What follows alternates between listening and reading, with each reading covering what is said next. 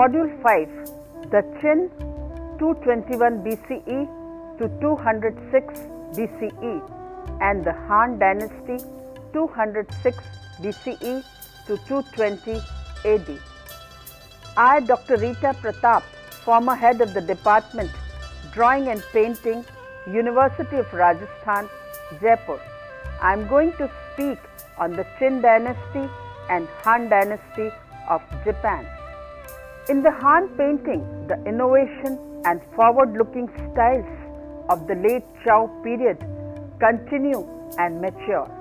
The excavations of 1971 of the tomb of Marquis of Dai near Changsha at Mawang Dui in Hunan province has uncovered major examples of Western Han painting.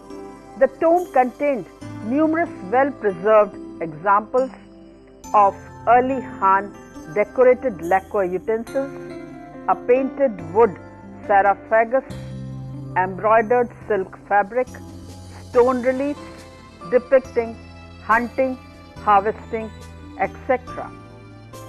The Qin and the Han dynasty. Many contenders had struggled for control of China during the late Zhou period, also called the period of warring states. Before short-lived Qin dynasty emerged victorious.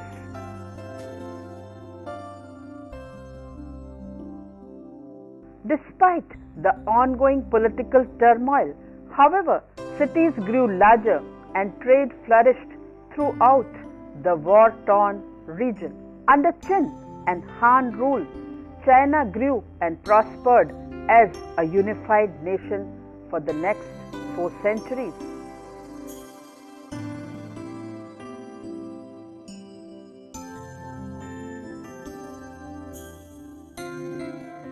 After more than 2 centuries of conflict, the state of Qin, from which the European name China was derived, emerged victorious around 221 BCE.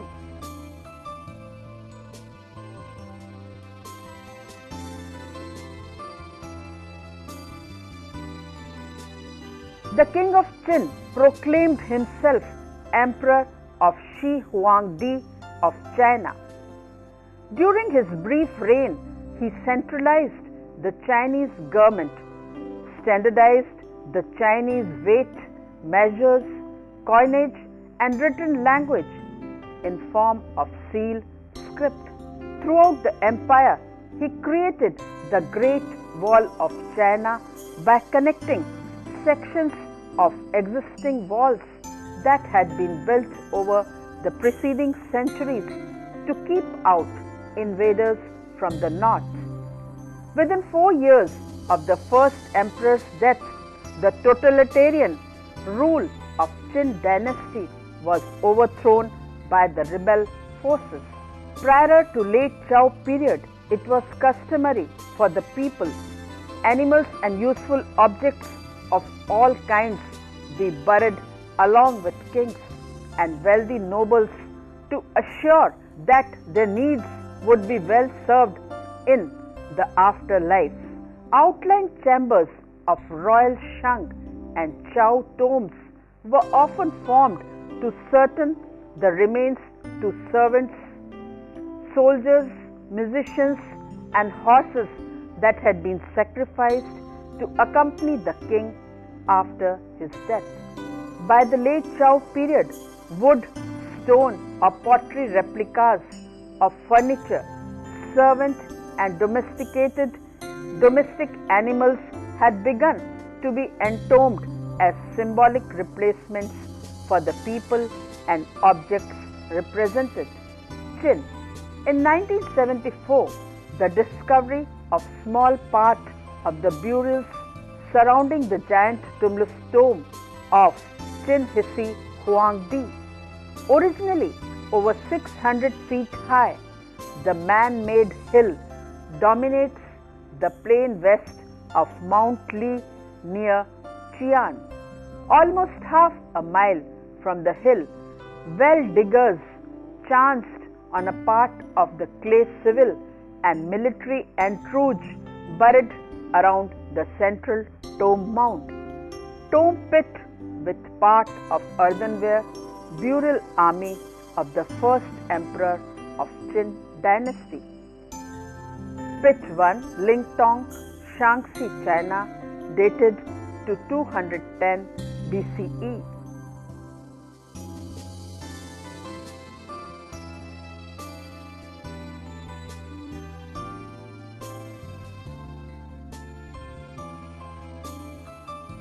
At least 7,000 life-sized clay figures of infantrymen, cavalry, archers and chariots were discovered in military formation, symbolically guarding the approaches to the tomb.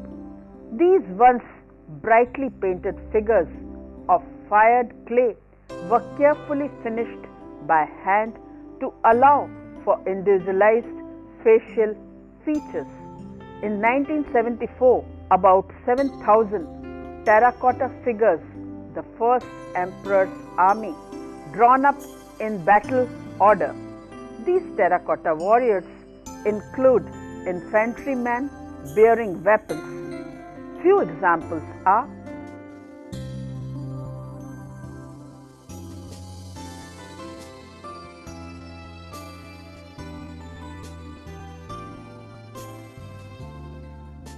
Officer in Armor, Museum terracotta figures from the tomb complex of the first Emperor Qian.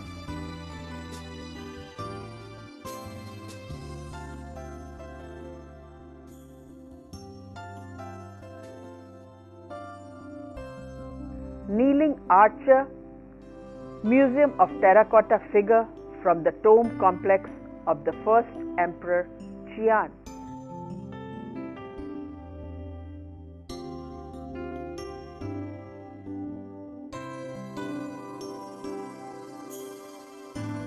Infantryman in armor, remains of colored painting, Museum of terracotta figures from the tomb complex of the first Emperor Qian.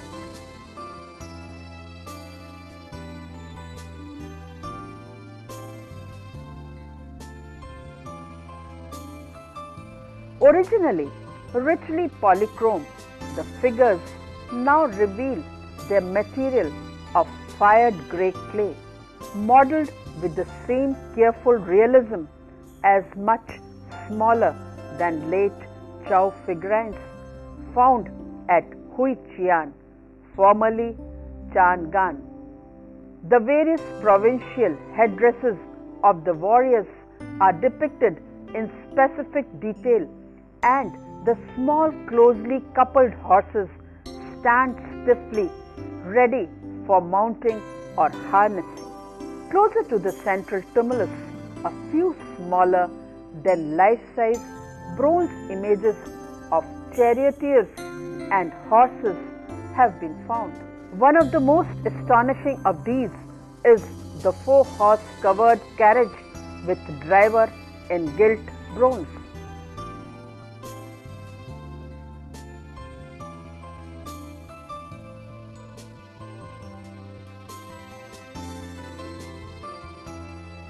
Thus, these life-sized excavated figures belonging to Qin Dynasty definitely embody the realistic tendencies of preceding sculptural style and establish a standard hardly achieved by the succeeding tomb sculptures of the Han Dynasty. Han Dynasty. In 221 BCE, when Chao fell and Qi surrendered, King Cheng declared himself Hsi Huangdi, first emperor of China.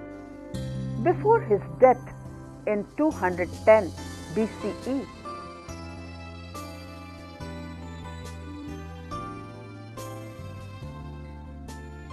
he had begun the Great Wall and network of roads, standardized the script, coinage, weights and measures, and created the type of centralized bureaucratic regime that has governed China ever since. After less than 4 years of his death, his empire crumbled due to rebellion, harshness, and slaughtering his opponents Liu. By 202 B.C.E., the peasant Bang victor in ensuing power struggle was Emperor Gao Chu of the Han Dynasty, named for Gao Chu's original power base in the Han River Valley, where he had been crowned in 206 B.C.E. The Chinese called themselves sons of the Han, the dynasty that saw the establishment of a Chinese world empire. The first empire had in fact been created by the state of Qin in modern Shaanxi province, which emerged as a winner. Under the Han Dynasty, the new nation consolidated her power, extended her frontiers in all directions. China's borders were extended from Vietnam in the south through Korea in the north and from the China Sea deep into Central Asia. The 4 centuries of Han rule were divided at about midpoint by a brief aspiration, that is 8 to 23 CE, following on several generations of growing weakness. But by 25 CE, a Han prince had regained the throne and established his capital at Liang, Henan, near his own power base. The era 25 to 220 CE is therefore called Eastern or later Han, while the era 206 BCE to 8 CE, when the capital was at Chang'an, present-day Xi'an in Shaanxi, is retrospectively turned Western or former or earlier Han.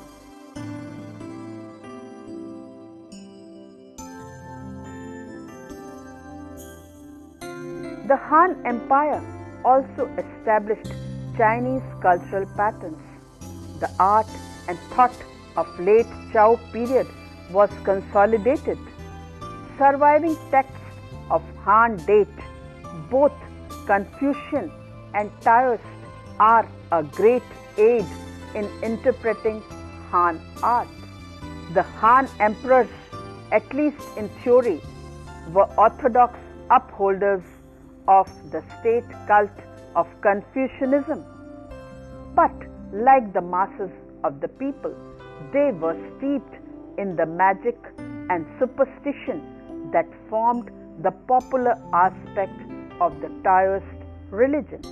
Confucianism inspired pictures of legendary emperors, virtuous ministers, and filial sons of antiquity, which were painted on the walls of palaces and ancestral shrines to serve as inspiration to the living.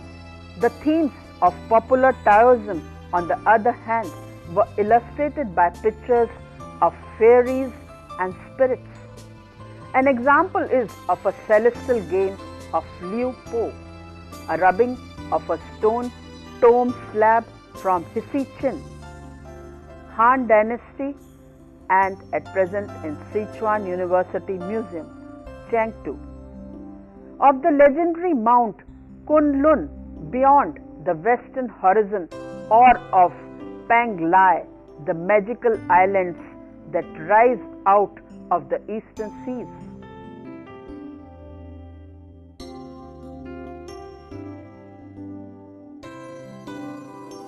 In Han painting, the styles of the Zhou period continue and mature.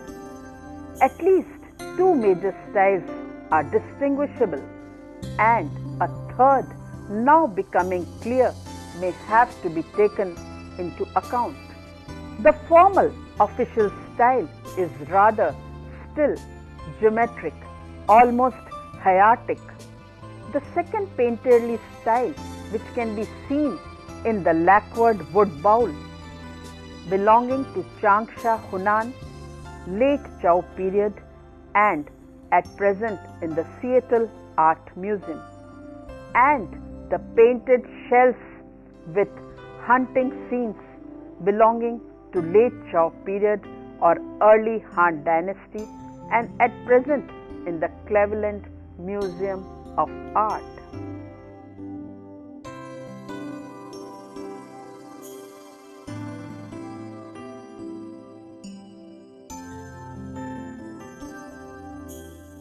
The excavation of 1971 of the tomb of Marquis of Dai near Changsha at Mawang Dui in Hunan has uncovered major original examples of Western Han painting.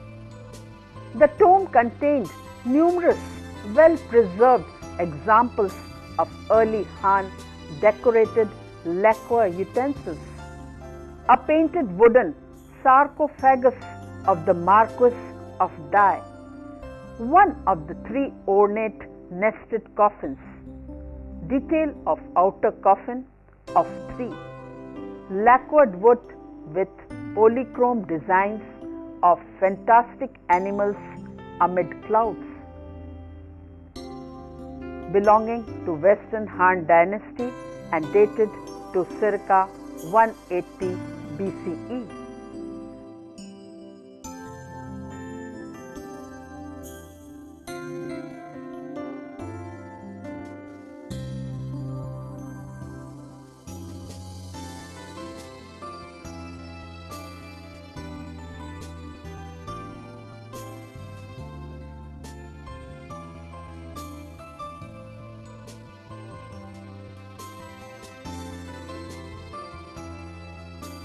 Tomb figure of a kneeling woman belongs to Shaanxi province, Qin Dynasty.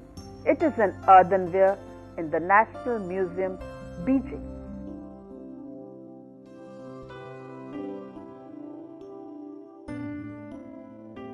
Although the unfired colored pigment used to decorate tomb figure were not permanent, remaining traces of paint suggest that these figures were once brightly painted. The sensitive, individualized rendering of these small sculptures reflects the extraordinary quality of early Chinese figural art. Besides this, a number of textiles of various weaves are found. An example is of an embroidered silk fabric which has three-color cloud pattern on plain terracotta colored ground. It is found from the tomb of Marquis of Dai, Mawang Dui, Changsha, Hunan, China, and belongs to Western Han Dynasty, dated to circa 180 B.C.E.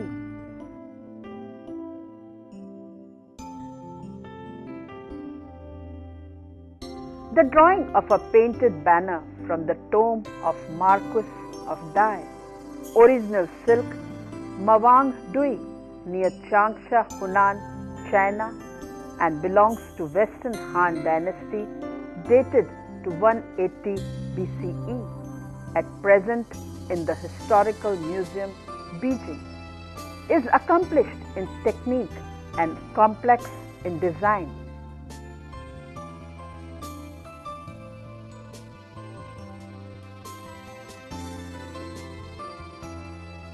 Its formal and balanced composition depicts three world levels: the sky above with its mythical inhabitants, sun, crow, moon, toad, and celestial dragon; the earth in the middle with the Marquis and her woman attendants, and the other region with a burial grouping of ritual vessels and male figures supported on serpentine beasts and earth spirits.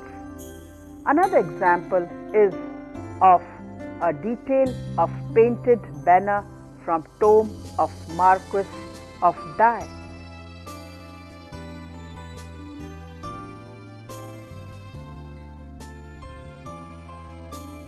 It is on silk, Mawang Dui near Changsha, Hunan, China, and belongs to Western Han Dynasty, dated to 180 B.C.E.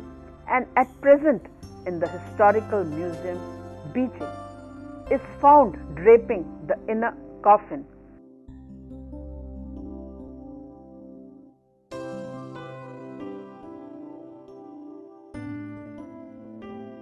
This painted banner is one of the very few Han paintings to survive, and it gives us some inkling of the appearance of the large palace murals mentioned in Han literature.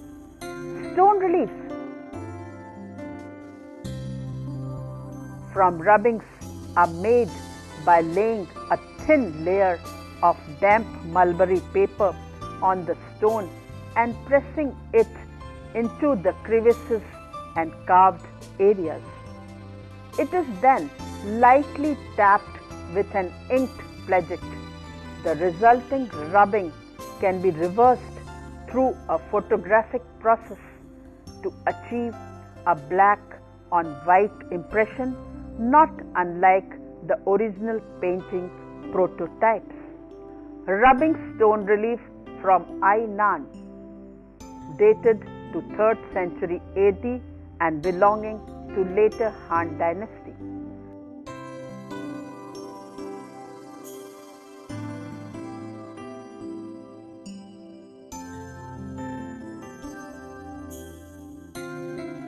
Admirable examples of the official style with some influence of the freer painterly tradition of the South are found in the tomb of Ainan, which dates from the end of 2nd century AD.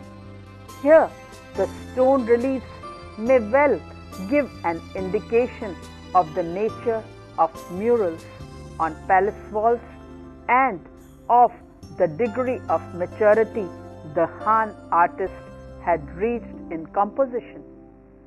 Judging from these and other reliefs and from the certain painted tiles, the human figure is handled with some ease and understanding.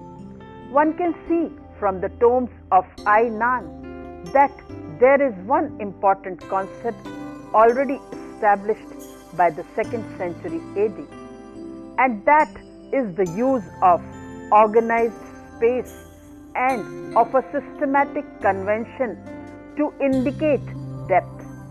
There are many of these which can be seen in the early Chinese methods. The diagonal tables lead back into hollow space ending at the rear in the racks with the hanging bells and musical jades. In the foreground, in the space defined by the slanting diagonal plate form, are the musicians raised in echelon formation. The individual figures appear rather stiff and are silhouettes despite the fact that they are represented in three-quarter view. The whole effect is formal and rather like much Chinese figure painting of later periods. One can imagine a palace room with balanced decorations of banquet or hunting scenes with carefully balanced perspective, ranged in perfect symmetry.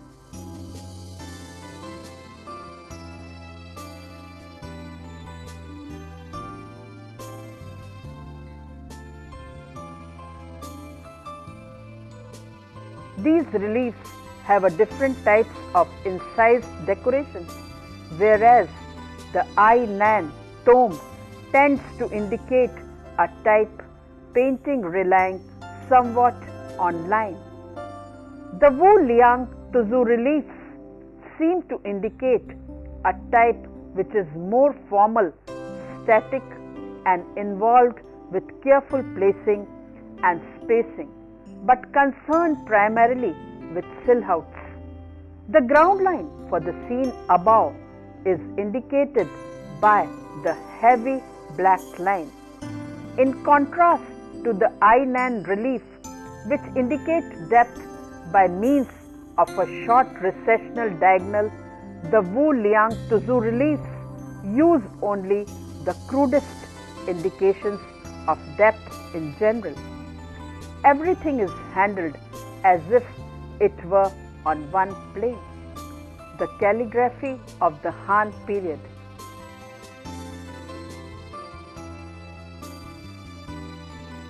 The invention of paper and ink, like the improvement of the brush used for script, encouraged the further development of writing.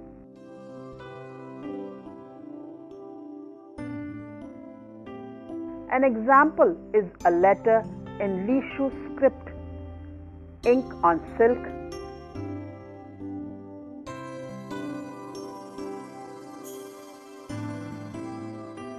dated 32 to 7 BC, Gansu Archaeological Institute. This, the earliest Chinese private letter ever found, is in remarkable condition.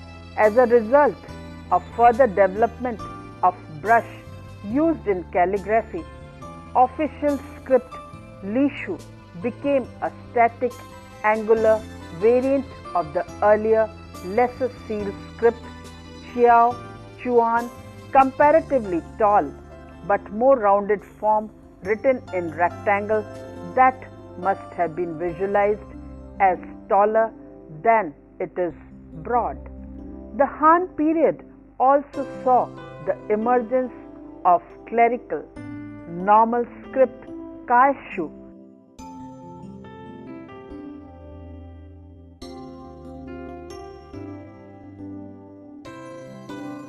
an attractive variant of official script said to have been introduced by the scholar Wang Chi Chong and is traditionally dated to the government period of AD 76 to 83.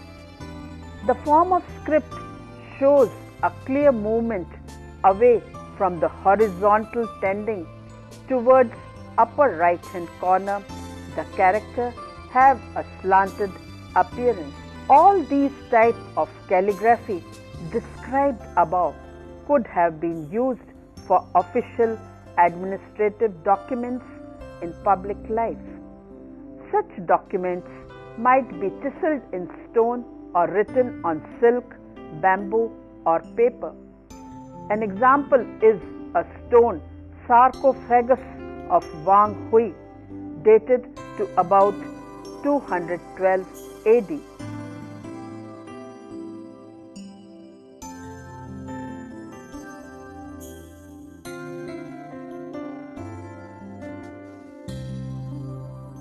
This rubbing taken of a stone sarcophagus shows an inscription in Lishu script with a winged being half concealed by the inscription and looking out from it. Wall paintings from tombs help us to form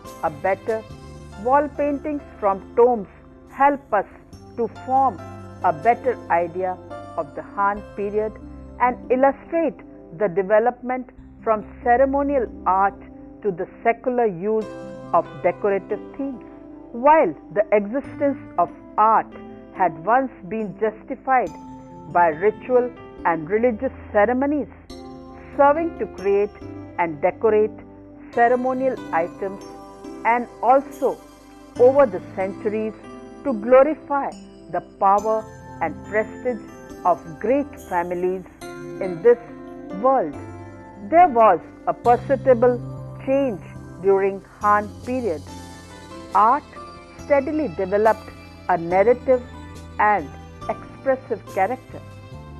It became more secular. Instead of merely warding off bad luck, the subject now tells stories.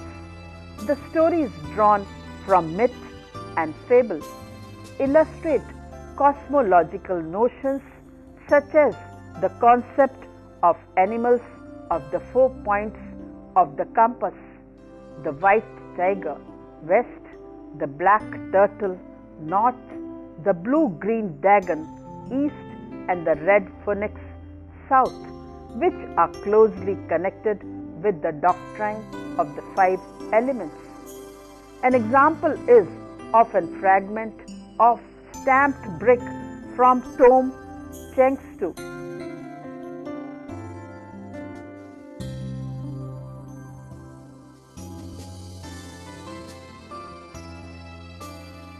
This stamped brick shows the Queen Mother of the West seated on the throne in the shape of a tiger, and with 4 accompanying figures: the fox, the hare with the herb of immortality, the toad of the moon, and the raven. Another example is a stone relief belonging to Eastern Han period, painted door lintel and at present in the Shaanxi Archaeological Institute.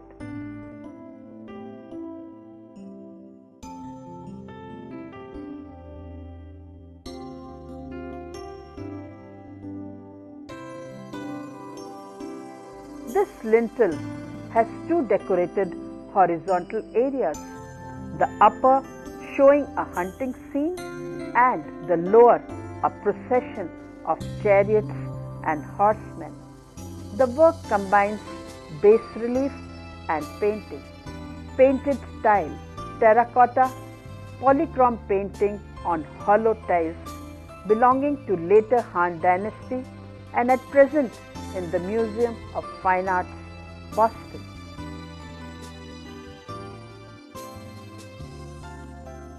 These famous painted tiles in Boston Museum have numerous scenes, but one in particular is of interest, as it shows what mastery of brush had been achieved by the end of the Han Dynasty.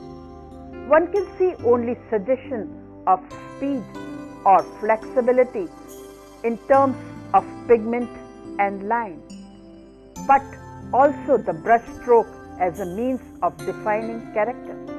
The 3/4 view is skillfully used.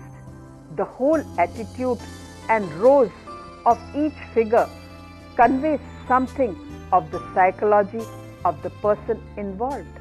The patient listener, the rather pompous talker, and the extremely decorous and patient men waiting to get a word in edgewise. To be noticed is the extremely skillful handling of the figures in 3/4 view from the back, indicating an almost twisting movement in shallow space. At some time one can notice the extremely primitive handling of the figure in terms of space and placement in space. They still appear to be on the same ground line and a setting is hardly indicated at all, but the use of the brush is in a typical Chinese manner for figure painting can be seen developing rapidly here. The formal style is epitomized by the famous reliefs at the Wu Liang Chi, the Wu family mausoleum in Shandong, called by the name of one of its occupants, Wu Liang, and dated about 147 to 151 CE. It belongs to Eastern Han Dynasty, China.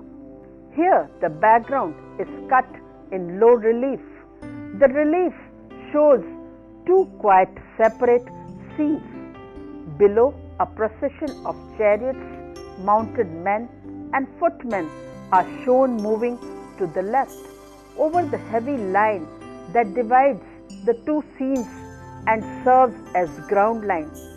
For the one above is quite realistic scene of political homage which is taking place inside the pavilion on the right, while An ancient legend is being enacted around the tree on the left. The Fusang tree has a stylized, almost date chow form, including the use of natural leaf forms as decorative pattern. There is no depth in the scene. Everything is treated as if one plane. No figure is shown in three-quarter view. The whole effect is archaic. On the left is the legendary archer Yi, shoots 9 of the 10 sun crows around the Fusang tree of the sun, reducing the number of suns in the sky to 1 and thus preventing the threatened immolation of the earth. That is, drought in the large post and lentil building. Arriving dignitaries offer obeisance to their lord, whose eminence is indicated by his large size and central position before proceeding to the banquet on the floor above. These stone reliefs may well indicate nature of the Han palace murals and the degree of maturity attained by the Han artist in composition. The breed of horses that appears for the first time in these reliefs seem to have come from Central Asia, a short-bodied, heavy-barreled horse with large nostrils. Much was read about the excursions of the Han military cohorts into the Central Asia for the express purpose of collecting horses from the Tartars and other people in that region. The work in Wu Liang Tuzu relief is earlier in date than the relief from Ainan and certainly shows a less advanced stage in the development of space in the composing of figures. While there is some overlapping, one of the most primitive ways of suggesting space. There is almost no representation of at Wu Liang Tuzu of the three-quarter view. The whole effect is much more archaic than the slightly later relief of Ai Nan. A third type of painting can now be assumed from the evidence of some extraordinary modeled relief tiles excavated from the tombs in Sichuan province in West China. They are rubbing of earthenware tile with scenes of hunting above and harvesting below. It belongs to Chengdu, Sichuan, China and of Han Dynasty and at present in the Richard Rudolph collection, California is a good example.